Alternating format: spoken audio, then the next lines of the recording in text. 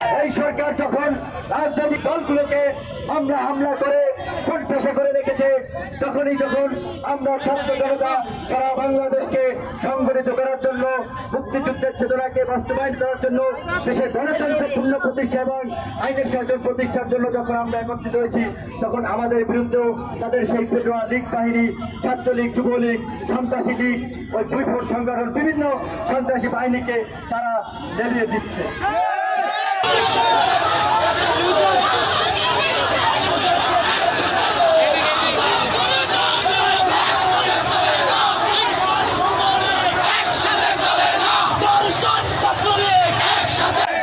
শুধু তারা হামলা করেই ক্ষান্ত হয়নি, আমাদেরকে বারবার রক্তে রঞ্জিত করেছে, কিন্তু আমরা রাজপথ ছেড়ে যাইনি, আমরা মানুষের পক্ষে কথা বলা বন্ধ করিনি।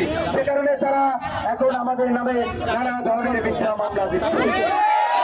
এই ছাত্রলীগ, যুবলীগ, ছাত্রলীগের নারী কর্মী সহ বিভিন্ন জনকে দিয়ে আমাদেরকে মামলা দিয়েছে। তারা আমাদেরকে প্রলোভন দেখিয়েছে, আমাদেরকে কিনতে দিয়েছে, সেটিতে ব্যর্থ হয়ে তারা এখন আমাদের চরিত্র হনন করার জন্য নানা ধরনের কালিমা লেপনের চেষ্টা করছে।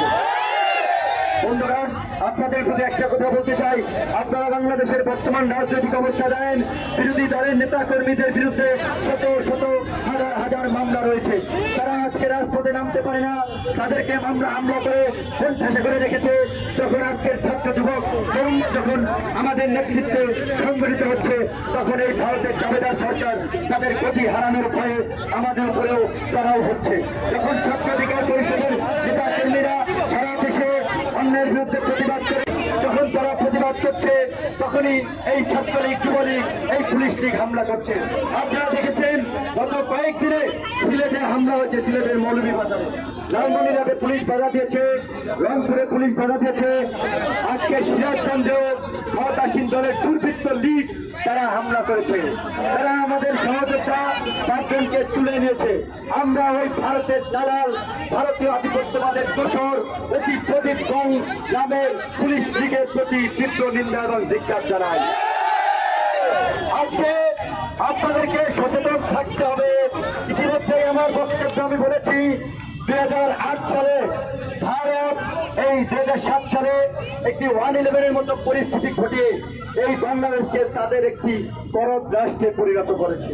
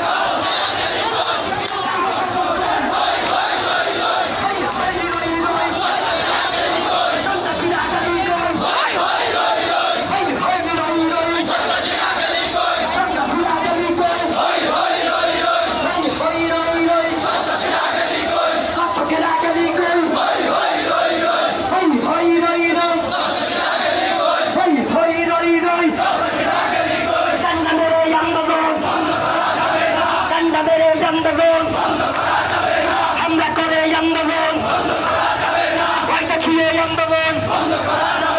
পুলিশ আন্দোলন